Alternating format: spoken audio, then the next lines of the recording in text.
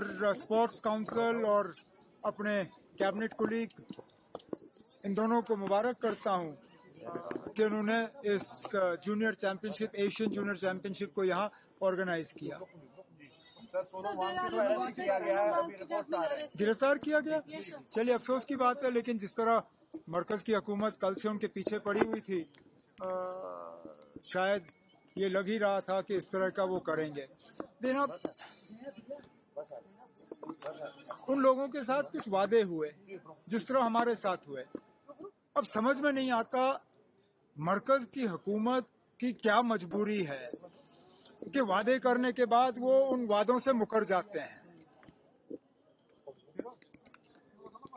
ہل کاؤنسل کے الیکشن سے پہلے مرکزی ایک وزیر لے گئے تھے کیونکہ وہاں لوگوں نے الیکشن بائیکاٹ کرنے کا فیصلہ کیا تھا. لوگوں کو الیکشن میں لڑوانے کے لیے کچھ وعدے ہوئے. لوگوں نے بڑھ چڑھ کے الیکشن میں حصہ لیا، نہ صرف حصہ لیا بلکہ بی جے پی کو کامیاب کیا، لیکن وہ وعدے وہیں رہ گئے.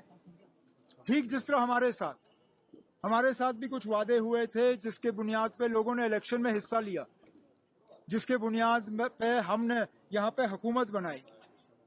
لیکن اب سمجھ میں نہیں آتا کیا مجبوری ہے مرکز کی کہ وعدہ کرنے کے بعد وہ ان وعدوں پہ عمل نہیں کرتے. ایل او پی کا کہنا ہے کہ عمر صاحب انجوائے کر رہے ہیں لداخ کی سچویشن کو اور کہیں نہ کہیں وائلنس کو جسٹیفائی کیا جا رہا ہے. نہ میں کیوں وائلنس کو جسٹیفائی کروں؟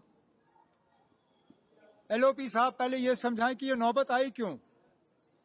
ایل او پی صاحب کو بہانے ڈھونڈنے کی بڑی عادت ہے، اور جہاں قصور ان کا ہوتا ہے وہاں کسی اور کو قصوروار ٹھہرانے کی کوشش کرتے ہیں. میں لداخ کا ایل جی نہیں ہوں، لداخ کی سیکیورٹی میری ذمہ داری نہیں ہے، نہ میں نے کہیں پہ لداخ کے وائلنس کو جسٹیفائی کیا. وہ جسٹیفائی کرے نا کہ لداخ کے ساتھ جو وعدے کیے گئے ان پہ عمل کیوں نہیں ہوا، جو ہمارے ساتھ وعدے کیے گئے ان پہ عمل کیوں نہیں ہوا. آخرکار کیا مجبوری ہے بی جے پی کی؟ کیا اتنا ہی قصور ہے جموں کشمیر کے لوگوں کا کہ ایل او پی صاحب ایل او پی ہیں، سی ایم نہیں ہیں؟ کیا ہمارے اسٹیٹ ہوڈ بننے کے لیے یا اسٹیٹ ہوڈ حاصل کرنے کے لیے ایل او پی صاحب کو سی ایم بننا پڑے گا؟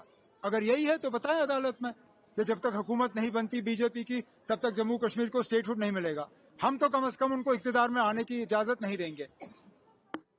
اگر اس کے لیے وہ ہمارا اسٹیٹ ہوڈ جو ہے وہ روک کے رکھیں، روکیں، ہم اپنا کام ویسے بھی چلا لیں گے.